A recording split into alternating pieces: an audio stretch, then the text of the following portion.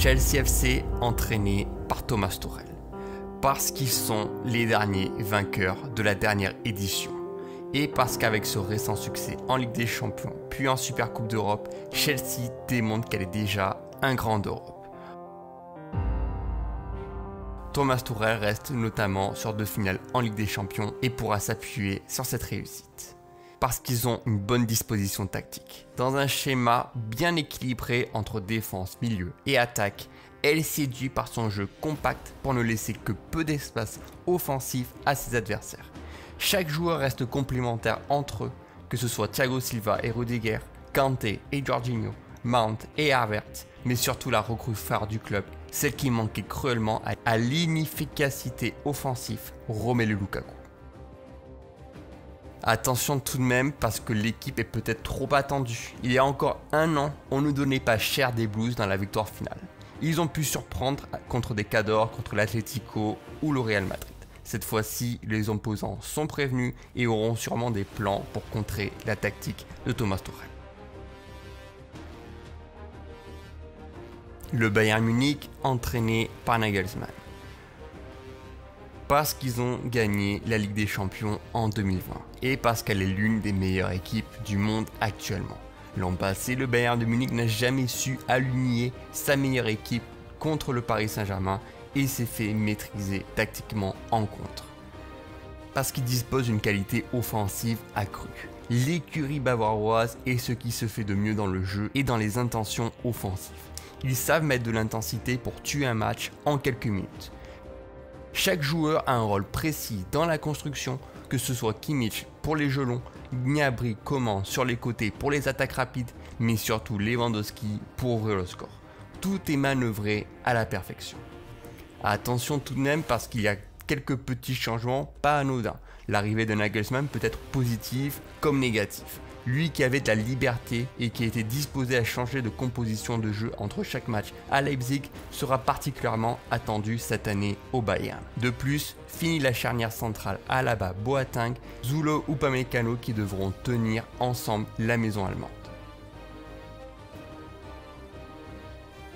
Manchester City entraîné par Pep Guardiola.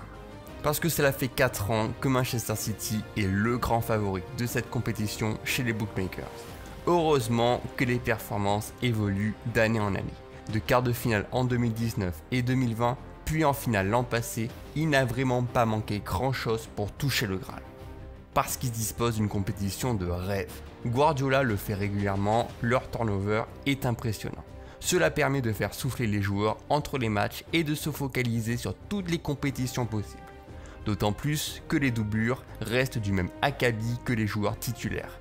On pourrait citer Riyad Mahrez, Ilkay Gundogan, la charnière Ruben Dias-Johnston, Phil Foden, mais c'est surtout la magie de Kevin De Bruyne qui peut tirer un groupe vers le haut. Attention tout de même parce que les renforts ne sont pas venus cet été. À vouloir trop se focaliser sur Harry Kane, Manchester City n'a pas réussi à pallier le départ du Kun Agüero. Eux qui ont eu des difficultés offensives sur certaines rencontres vont devoir trouver une solution différente pour surprendre les adversaires. Mais pas de panique, Pep Guardiola a tendance à nous surprendre, peut-être même un peu trop des fois. Le Paris Saint-Germain entraîné par Pochettino. Parce qu'ils sont certifiés de rentrer dans le dernier carré. Finale puis demi-finale l'an passé, ils mettent tous les moyens en place pour s'assurer un tel statut. Et ça devrait continuer cette année avec des renforts de poids et sans départ acté. Oui, le PSG version 2021-2022 a l'un des meilleurs effectifs au monde. Parce qu'ils se sont donné tous les moyens pour y arriver. La Ligue des Champions trotte dans la tête des dirigeants depuis 2014. C'est un objectif majeur de pouvoir enfin toucher la coupe aux grandes oreilles. Le club investit de plus en plus sur le marché des transferts pour bâtir l'équipe de rêve. Avec Kylian Mbappé, Neymar, Lionel Messi, Angel Di Maria devant, Marco Verratti, Wijnaldum, Idrissa Gueye au milieu de terrain ou encore Hakimi, Ramos, Marquinhos derrière, ils ont l'équipe XXL pour concurrencer n'importe qui. Mais attention tout de même, Messi, Ramos, Mbappé, Neymar, oui, c'est bien beau, mais ces individualités trop fortes pourraient en faire oublier le jeu collectif. C'est au coach Pochettino de savoir gérer les égos en dehors des terrains et de trouver la technique gagnante sur le terrain. On l'a trop vu dans le passé où les joueurs étaient plus forts que la tactique, ce qui a pu causer des problèmes dans le jeu. Manchester United entraîné par Solskjaer. Parce que les forts investissements effectués cet été nous laissent penser que United ne voudra pas faire de la figuration comme l'an passé, éliminé dès les phases de poule. Forcément, le retour de Cristiano à Old Trafford fait jaser. Et lui, l'homme de cette compétition, aura à cœur de remporter ce trophée comme il avait déjà fait en 2008 avec la même équipe. Ce serait présomptueux de dire qu'ils sont favoris. Cela fait 8 ans depuis le départ de Sir Alex Ferguson que l'équipe se cherche définitivement. Certes, l'Europa League gagnée en 2017 reste important, mais derrière, la vitrine de United reste bien vide. L'équipe se reconstruit petit à petit, elle le fait super bien, elle commence à réattirer le regard dans le monde entier et prend une place dans le haut du tableau à chaque année en Première Ligue. En un match, elle a suffisamment d'éléments à faire valoir pour s'imposer. Attention quand même parce qu'on ne comprend pas toujours où veut en venir Ole Gunnar Solskjaer dans son plan de jeu. Il semble avoir beaucoup d'armes à sa disposition mais ne sait pas s'en servir convenablement. Le jeu est encore un peu brouillon à l'heure actuelle, sans véritable force collective, mais s'appuie surtout sur des individualités comme les passes de génie de Pogba ou les attaques éclairs de Mason Greenwood. Le Real Madrid entraîné par Ancelotti. Parce que c'est tout simplement la meilleure équipe européenne, celle avec le palmarès le plus enrichi en C1. Jouer au Real Madrid, c'est aussi injecter cette idée de victoire, et l'histoire déjà écrite peut se répéter d'année en année. Surprenant là, passé avec une belle demi-finale, ils ont tous les éléments pour parvenir à répéter la même chose cette année. Parce qu'ils ont le retour de Carlo Ancelotti, celui qui a gagné la C1, la Décima en 2014 avec cette même équipe. Il nous retrouve les clés de la Maison Blanche. Il a cette connaissance du football pour dominer la scène européenne et peut faire confiance à des joueurs d'expérience comme Modric, Benzema, Kroos ou Courtois. Attention quand même parce que le Real Madrid est une équipe qui se renouvelle petit à petit. Ils savent que leurs trentenaires ne seront pas éternels. Ils sont encore en phase de transition entre l'ancienne et la nouvelle génération. Ça a commencé avec Camavinga, ça devrait se poursuivre l'an prochain avec Mbappé. Ainsi, comment est-ce que le groupe va se comporter en pleine phase de transition avec un nouveau coach? Attention aussi à cette Benzema dépendance. Le Real Madrid a trop souvent compté sur le Frenchie pour se sortir de situations délicates. Espérons que ces problèmes d'inefficacité soient rapidement réglés avec Hazard, Bale ou Vinicius. L'Inter Milan entraîné par Inzaghi. Parce que l'Inter doit rester sur cette spirale positive de l'an passé, avec un état d'esprit irréprochable et une densité de jeu importante. Une équipe capable de dominer tous les secteurs du jeu, aussi bien défense, milieu que attaque. Parmi les 4 équipes italiennes engagées, l'Inter fera figure de grands favoris. Parce qu'il dispose des clés de la rencontre au milieu de terrain.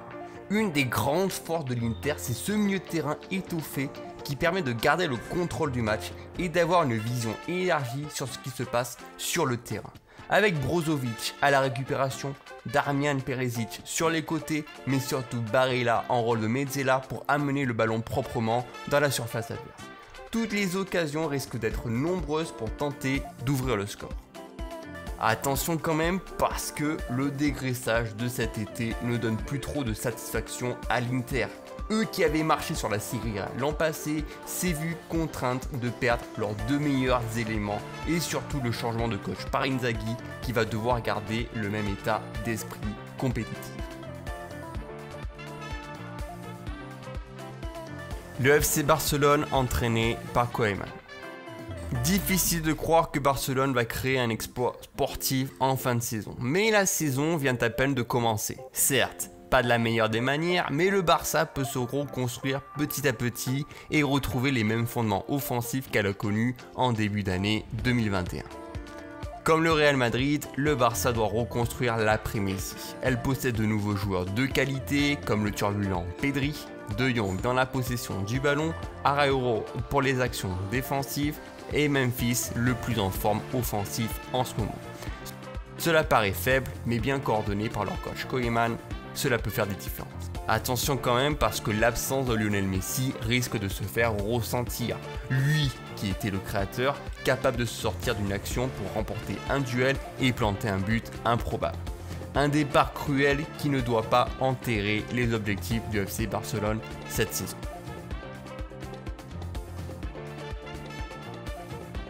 Liverpool entraîné par Jürgen Klopp. Parce qu'il ne faut pas enterrer les Reds de sitôt. Certes, l'an passé, une saison blanche compliquée, mais Liverpool retrouve la Ligue des Champions, eux qui l'ont remporté en 2019. D'ailleurs, ce groupe reste quasi le même en 2 ans et peuvent compter sur les retours prononcés de Virgil van Dijk pour soutenir la défense. Parce que c'est toujours les mêmes principes de jeu sous Klopp, avec des latéraux très hauts qui peuvent donner des bons centres, c'est toujours les mêmes appels de Mané ou Salah dans la profondeur et c'est toujours le même volume de jeu au milieu de terrain avec Henderson ou Fabinho.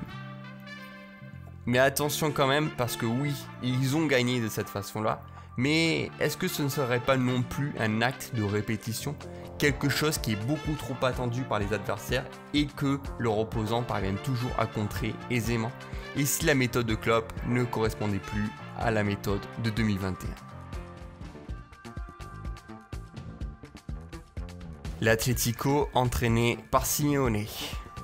Parce qu'ils sont les vainqueurs de la Liga, donc l'Atlético va devoir confirmer ce statut. Oui, ce groupe B de la Ligue des Champions s'annonce compliqué, mais avec un tel effectif, équilibré dans chaque secteur, les Espagnols vont devoir faire mieux pour aller le plus loin possible. Ils ont déjà connu des finales européennes par le passé et ils doivent aussi s'appuyer sur cette expérience. Parce que Diego Simeone trouve toujours la recette magique pour contrecarrer les plans adverses et se livrer dans un bloc compact défensif pour empêcher les opposants d'attaquer. Une tactique qui commence à bouger davantage cette année 2021 où Simeone tente tant bien que mal de faire le jeu à sa manière même si les raids offensifs ne sont pas toujours efficaces.